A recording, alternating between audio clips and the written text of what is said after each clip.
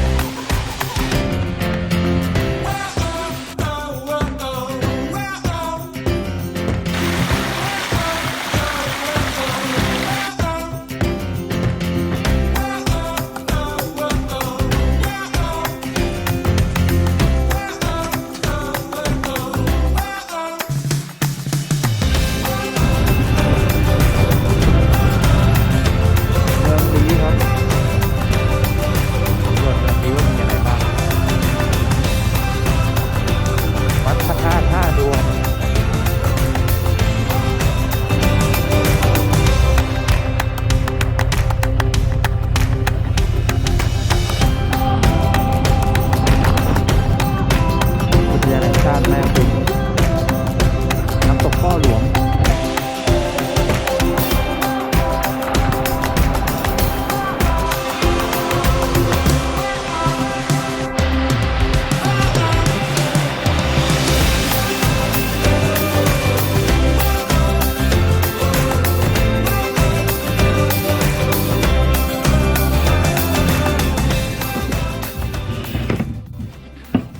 แต่ก็ตั้งไกลเสียงความเชื่อ2,000เลยมันจับมันกำลังจ้องจะจับเราโอ้วันนี้ฟุกเฮ้ยเนี่ย